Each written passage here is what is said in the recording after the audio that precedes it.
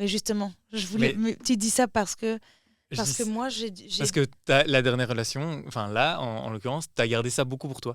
Et donc, ça m'intéresse de savoir, est-ce que c'est une peur d'avant, par exemple, d'avoir trop donné et de se dire, OK, ça, je veux le garder pour moi et de vouloir protéger ça?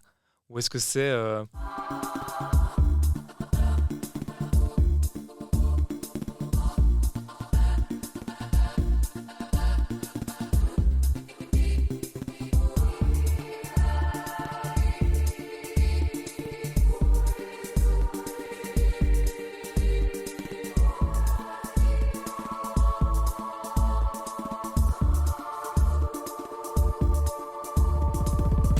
Je parle de dévoiler sa relation amoureuse. Juste en termes de... Alors, de dire, ah voilà, je suis avec quelqu'un. En fait, je crois qu'il y a un peu de peur par rapport à la relation passée. Ok. Et d'avoir envie de... Tu sais, tu prends toujours un peu le temps de le dire. J'ai jamais été... voilà, je sors avec quelqu'un depuis 3 minutes et puis 4 minutes après, c'était séparé. Tu vois, t'as toujours l'air un peu... Je trouve qu'on a besoin... Enfin, moi, en tout cas, j'ai besoin, avant de vraiment le crier sur tous les toits, de voir où ça mène, de voir si la personne est dans le même chemin que moi, ou si elle, c'est pas du tout son délire, de voir si ça peut marcher dans le sens où, voilà, c'est chouette de dire oh, j'ai rencontré quelqu'un, tout ça, il n'y a aucun problème. C'est chouette de dire oh, je sors avec quelqu'un. En tout cas, je date quelqu'un, oui. J'ai des relations avec cette personne, je la vois... pas que pour le sexe aussi, pour plein d'autres choses, et que ça se termine et qu'on te fasse en fait ça faisait 2 semaines et c'est un peu comme quand on était au collège, tu vois ce que je veux dire, enfin au collège, au secondaire, oui, je vois, oui. Au secondaire où on sortait avec des gens pour 3 jours et c'est tout quoi. Je crois qu'il y a cette envie de voir où ça mène avant d'en parler, et il y a énormément cette envie de protéger la vie privée dans le sens pour le garder même avec tes amis, parce que par exemple, moi ce qui m'a surpris, c'est ça qui m'intéresse, ça t'a pris du temps à le dire à tes amis que tu avais quelqu'un de ça. Tu vois, ça... Pourquoi? Est-ce qu'il y a une raison? Est-ce que c'est... je crois que j'ai peur que mes amis... Attention, la narcissique arrive. Mais je crois que j'ai peur que mes amis apprécient tellement l'autre que l'autre devienne aussi important que moi dans leur relation. C'est-à-dire, exemple. Mon ex, on revient toujours à lui, a été invité au mariage de mes meilleurs potes. Ouais. Parce qu'il a été invité en tant que +1 quand on était encore ensemble. Tout à fait. Et comme ils se sont très très bien entendus, surtout le marié et lui, ils l'ont invité même si on avait rompu avant le mariage. Ils l'ont quand même poursuivi, ils ont quand même poursuivi l'invitation, si tu veux, au mariage. Oui. Et ça, moi, ça m'a fait un petit pincement au cœur, quoi. Ça t'a fait yesh. Parce que oui, c'est normal. En fait, je comprenais leur point de vue. En fait, je comprends leur point de vue et je comprends leur envie d'être égoïste ce jour-là. Et mon ami, mon amie IE me l'a dit. Elle m'a dit c'est mon jour à moi. J'ai envie d'être égoïste. Et je pouvais rien dire. Ah non. Qu'est-ce que tu veux dire? Oui, en fait. Évidemment que tu as envie et tu as le droit d'être égoïste. C'est juste que ils venaient de le rencontrer quelques mois avant, ils se sont vus 3 fois, ça a super bien matché, coup de cœur amical, tant mieux. Ouais. Mais comme on n'était plus ensemble et que moi j'étais une relation avec mon ami IE d'enfance, j'avais envie, je crois, mais égoïstement en fait. C'est pour ça que je te dis, c'est la narcissique qui parle, mais tu vois ce truc de plus d'être de mon côté en fait. Okay. Et en fait, il n'y a pas besoin d'avoir de côté, mais moi je dis ça maintenant avec du recul. Maintenant, tu vois, je me dis, oh, c'est pas grave, nan. Mais sur le coup, ça m'a fait mal que mes amis l'aiment presque autant que moi pour l'inviter au mariage, sans être mon +1. Tu vois. Donc, tu aurais peur, même actuellement, alors que tes amis rencontrent. C'est bien qu'ils aiment la personne. Je suis d'accord, il faut. Parce que sinon, c'est chiant. C'est ça, est d'accord. S'ils rencontrent la personne et que ça se passe bien tout, tant mieux. Ouais, non, mais j'ai envie, en fait c'est ça qui est paradoxal avec moi et ça je dois le travailler, tu vois, c'est un autre truc sur lequel je dois travailler. Bien, pardon, parce que il y a sans doute plein de gens qui doivent travailler sur plein de trucs. Mais ça c'est un truc sur lequel je dois travailler, parce que je suis complètement à l'opposé dans le sens où je me dis ouais mais imagine il l'aime plus que moi, un jour on se sépare, il sera toujours dans ce groupe d'amis. Tu vois, et après je me dis ouais mais en même temps j'aimerais bien le présenter à mes amis, à ma famille et comme en parler parce que Parce que ça se passe bien, ça, c'est important pour moi. J'ai plusieurs mondes, lui, ma famille, mes amis, et je voudrais que ça se rencontre, et je voudrais que ça s'aime autant que moi, j'aime les trois. Un peu utopique aussi, mais je veux dire, il y a un truc où, tu vois, en fait, au début, je ne le sentais pas d'en parler. Ouais. Parce que c'était le début, tout ça, et je pense qu'en fait, il faut s'écouter. Voilà, le conseil de s'écouter et de suivre son cœur et son instinct, bah, en fait, il était là. Okay. Il y a en moi, il y avait quelque chose qui me disait non, pas maintenant. Et puis un jour, ça s'est déclenché. Et puis j'ai fait, en fait, là, j'ai envie d'en parler. Okay. Là, j'ai envie de le dire.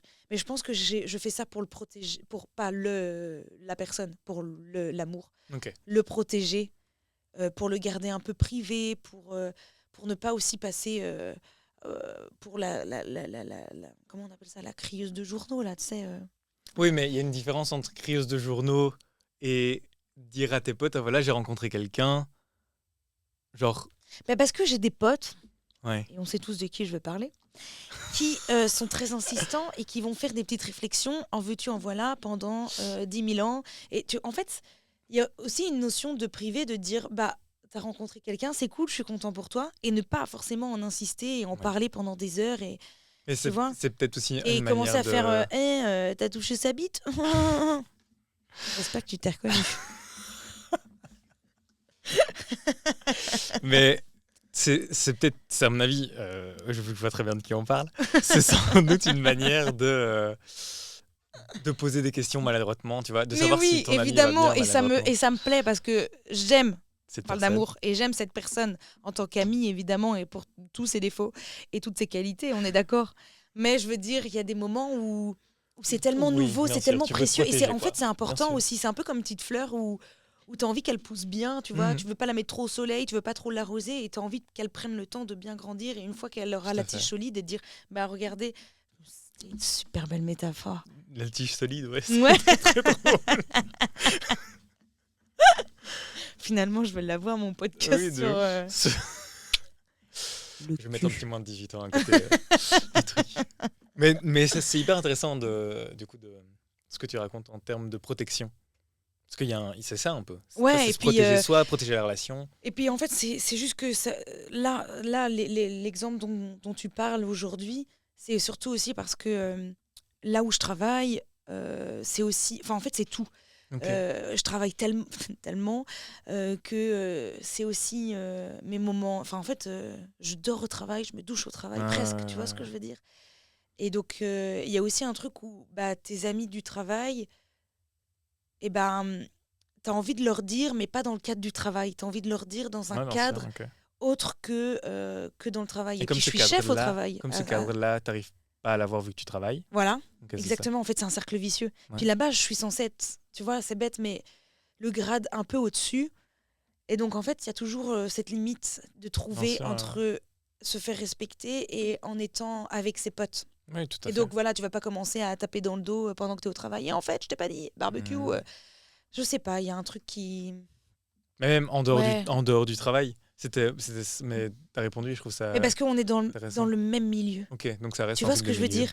C'est parce que je baigne tout le temps dans la même sphère. Okay. Parce que les sphères autour l'ont su à peu près en même temps que toi, tu vois ce que je veux dire ? Quand je te l'ai dit. Donc en fait, mais parce que c'était des sphères qui n'avaient rien à voir avec le travail. Et donc qui me rappelaient ce côté où on est tous dans le même sachet, quoi. Donc je voulais pas mettre ma relation dans le même sachet. En fait, tu vois ce que je veux dire ? C'est mettre la relation dans le travail, c'est ça ? Ouais, j'avais l'impression que ça faisait ça. Et comme tes amis font de l'art, font partie du milieu de l'art, ce serait amener la relation dans l'art, en fait, c'est ça. Ouais, du coup, tu voudrais la protéger de ça. Ouais, il y a un truc. Ok, je comprends là maintenant. Tu vois je comprends très bien. Je sais pas si c'est très rationnel. Je sais pas si c'est rationnel, mais après, c'est ce que tu ressens et c'est aussi légitime. Mais je comprends alors ce côté. Ok, ça, tout s'éclaire un peu maintenant, du coup. Ouais. Tu vois ce que je veux dire ? Je sais. Après, je sais pas si on fait le bon. Il n'y a pas de bon choix ou de mauvais choix, de toute façon. On le fait avec son instinct et son cœur. Hein. Mais ouais, il y a un côté un peu comme ça. Où en fait, tu vois, comme j'ai un gros sac qui est le monde du travail et la même sphère et la même bulle, c'est chouette aussi d'avoir des petits sacs à côté et pour pas tout mettre dans le même sac. Ouais. Tu vois. Mais du coup, quand ce serait quand tu vois tes potes, tu vois le travail aussi alors. T'arrives pas à faire la distinction entre amis et travail. Bah non. Ok. Bah non, parce que je te dis, les personnes que je côtoie au travail, et que je peux voir en dehors sur les jours de congé ou sur des week-ends, bah c'est des personnes que tu retrouves au travail. Donc ça reste travail, même si on parle pas toujours de travail. Ouais. Et parce que nous, quand on se voit, par exemple, tu vois, on fait partie du même milieu, mais est-ce que tu vois travail quand on se voit? bah, y a un peu de ça. Okay. Quand on se demande oh ça va et le projet et en fait au café oh en fait ça te dirait de participer à un podcast viens. Tu vois ce que je veux dire? Okay, on en a parlé 5 minutes en vrai sur l'après-midi qu'on a fait. On a tu fait vois, un et billard. on a fait j'ai gagné une partie sur 6 mais oui on en parle forcément parce qu'en fait comme on est dans le même milieu. En fait, on en vient forcément. Mais en fait, plein de gens de tous les milieux, ils vont en parler. Ils vont dire, en fait, t'as vu Catherine à la photocopieuse ou à la compta. Enfin, c'est normal. Mais on n'en a pas que parlé. Enfin, voilà, on n'en a pas que parlé. Et peut-être qu'avec certaines personnes, c'est plus facile de parler d'autres choses et de pas tourner toujours autour du travail et donc de ramener au travail, à la sphère, du travail. Okay. C'est peut-être pour ça. Après, je sais pas si. Enfin, je pense que c'est ça. Okay. Là, c'est ce que je pense aujourd'hui. On refait un podcast dans 3 ans, peut-être que ce sera différent. Mais ouais, c'est comme ça que j'ai suivi. En tout cas, j'ai suivi mon instinct. J'en avais besoin. Ouais, aussi, mais voilà. c'est. Puis, dans relations personnelles et privées, t'as ce côté aussi où. Il faut s'écouter. Ouais. Bien sûr. Ouais. C'est important de pouvoir se dire. Ça, je garde ça pour moi. Bah, comme tu disais tout à l'heure, autant en amour qu'en amitié, il y a le jardin secret. Ouais, carrément. De pouvoir te préserver et te dire, ok, ça, je le garde pour moi et ben, je le redis pas maintenant. Ou ouais, je comprends. On le fait plus peut-être en amour qu'en amitié. Ce côté privé. Je suis pas sûre que tu dis, je suis amie avec machin depuis en fait 3 ans, mais je te l'ai jamais dit. Voilà, ça fait pas 3 ans en l'occurrence. Mais... Ouais, c'est vrai que c'est bizarre dans ce sens-là. Tu vois, ça serait bizarre. Ouais. Mais pourquoi ? Parce que je pense qu'en amour, il y a autre chose. De plus. Bah ouais, j'espère. Le côté, je pense, incontrôlable. Parce que tu choisis tes amis. On le dit toujours, tu choisis tes amis, pas ta famille. Ouais. Et là, l'amour, il y a le côté un peu incontrôlable où ça arrive quand tu fais du sport avec les cheveux gras et la transpiration sous les aisselles, quoi. Et que, en fait, bah... T'as pas vraiment décidé à ce moment-là de te dire, tiens, potentiellement, cette personne-là, c'est the personne. Mmh. Et au final... De voiture en voiture. De voiture, de trajet en trajet. De trajet en trajet. De castagne en castagne. Ça a été votre relation. Ouais, je voulais péter la gueule et on est ensemble. Ok, chouette. J'ai fait une clope, je fais sors avec moi. C'est quoi ta chanson d'amour préférée ? Bah, je suis pas sûre d'en avoir de chansons d'amour. Vraiment que j'écoute tout le temps. Ouais. Bah, je suis pas très fan des chansons d'amour dans le sens où ça me met mal. Ok. Pourquoi ? Même quand je suis heureuse, tu vois. Parce que c'est un peu le truc... Enfin, même quoi, quand je suis heureuse. Je dirais que c'est un peu nostalgique. Une chanson est souvent associée à un moment ou à une personne. Oui. Et si une musique d'amour, tu l'aimes bien parce que tu l'as associée à une personne, moi, j'ai du mal à la réécouter parce que je l'ai associée à cette personne. Tu vois ce que je veux dire ? Ouais, mais il n'y a pas de chanson. Genre Lettre à France, pour moi, c'est une chanson d'amour. Mais... Tu me la chantonnes ? De Paul Naref.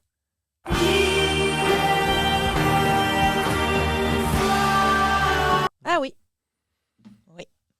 Oui, non, mais parce que il peut. Attends, parce qu'il y a plus d'un truc. Il y a des chansons d'amour qui sont sympas à écouter et qu'on peut écouter.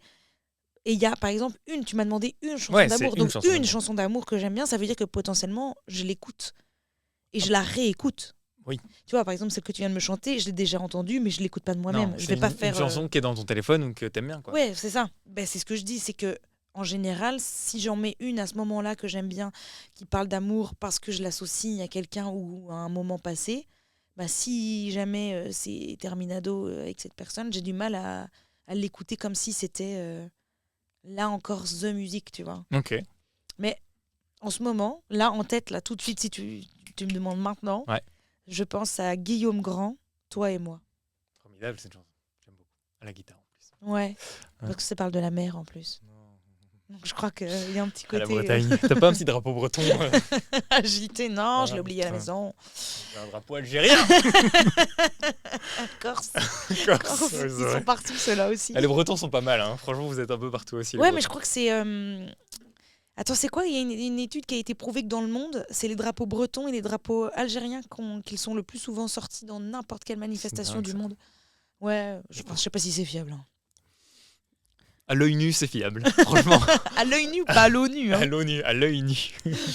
Mais voilà. Poussif. C'est pour ça qu'il y a de la mousse. Et donc, Guillaume Grant. Ouais. T'avais dit tragédie tantôt. Ouais. C'est laquelle? Allez, d'accord. Ah oui. Mais c'est la musique de Lover, tu vois ce que je veux dire. Ouais. En fait, j'adore cette chanson, je la connais par cœur depuis des années. En karaoké, n'oubliez pas les paroles, je pense que si j'avais cette musique, je fais un tabac. Ok. Vraiment, je gagne les 10 millions de roupies. Là. Pas sûr que ça va jusque-là, mais... Non, on est... Voilà. Ouais, allez, tu gagnes l'argent. 200 euros pour avoir chanté mal. Non. Si, oui. Les 400 euros. Ah oui, de la fin. Cette somme énorme, les 400 euros. Tout le monde là.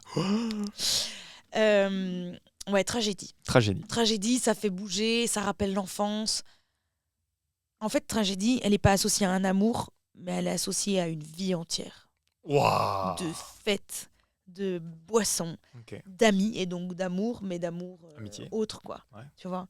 Je me suis jamais dit, je la mettrais bien avant de me faire couler un bain en amoureux. Tu vois ce que je veux dire? C'est pas la musique... Oui, non, bien sûr. Voilà. Mais c'est bien aussi d'avoir une musique qui rappelle l'amitié, l'amour. Ouais, carrément. Mais en général, de toute façon, les musiques, j'ai eu beaucoup de... Enfin, après, ça, c'est un truc personnel, mais j'ai beaucoup de mal avec les musiques. C'est-à-dire que j'en écoute pas beaucoup. Parce que ça m'a mis en... Comment on dit ? En fait, à l'époque, quand j'étais plus jeune et que j'ai perdu des membres de ma famille proche, les musiques étaient pour moi très nostalgiques, très tristes. Mais n'importe quelle musique. Tu vois, écouter la musique, c'était... Par exemple, j'écoute pas la musique le dimanche soir. C'est névrose. Parce que le dimanche soir, déjà, c'est déprimant de commencer la semaine. Dimanche soir, quand tu étais jeune, c'était faire son cartable, finir ses devoirs parce que forcément, tu avais tout le week-end pour les faire, mais tu les as pas fait. Enfin, tu vois ce que je veux dire ? Et donc, écouter en plus de la musique un dimanche soir, ça, je sais pas, il y a t'as un vrai rapport à la musique émotionnelle. Ouais. Donc, c'est pour ça que j'ai pas de musique d'amour, parce que quand l'amour fait mal, t'as pas envie d'écouter de la musique. Si. Ouais. Je sais. J'en ai passé des soirées à écouter des musiques. C'est vrai qu'on a passé des soirées à parler de ça. Mais, ok, donc vraiment, et c'est marrant, c'est hyper intéressant. Et si tu fais de la musique, est-ce que tu as un rapport aussi à ça ? Alors, j'allais dire, par savoir claquer mes seins, je fais pas grand-chose. Non, je sais pas faire de musique, moi. Je fais pas de... Non, mais même... Je t'imagine trop arriver. Mais parce qu'en fait, tu sais, je pense à cette vidéo, je sais pas si tu l'as déjà vue sur les réseaux, où il y a un vieux bruitage de merde, de claquettes à moitié, tu vois, comme sur le parquet, où la fille, elle rentre, elle enlève son soutien-gorge et elle bouge comme ça et ça fait...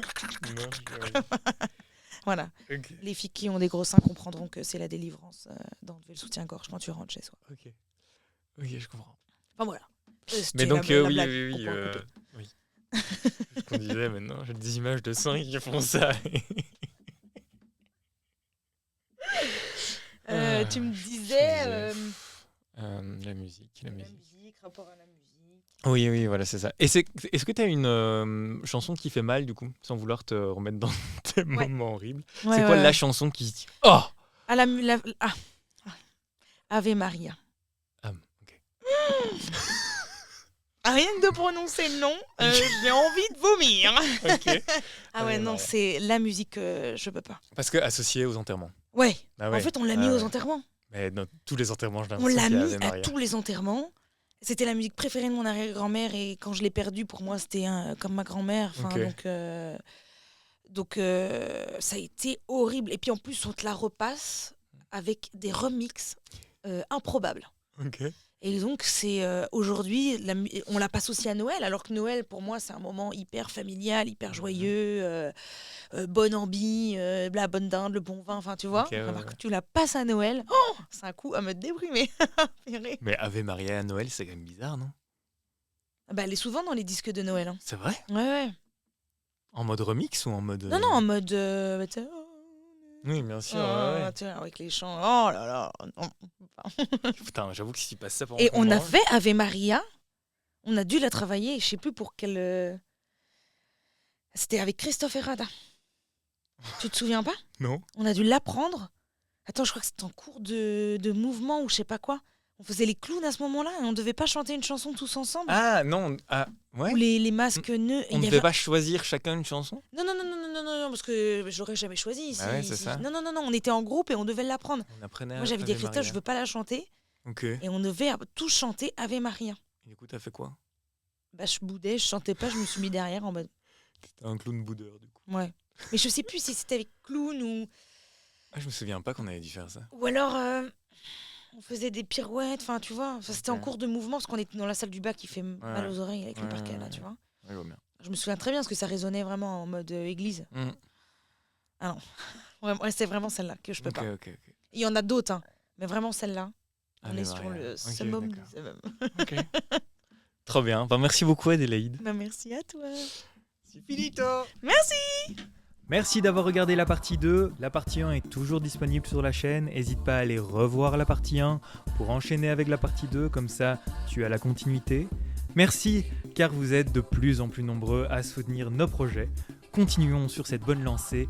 Explose-moi ce pouce bleu. Écris un petit commentaire. Abonne-toi. Cela fait plaisir à l'algorithme et à ma maman. On se retrouve sur l'Instagram pour connaître toutes les dates de spectacle, les infos sur les Whoopies, les chansons et tout ce qu'on vous prépare pour vous faire passer de bons moments. Et surtout, du bonheur.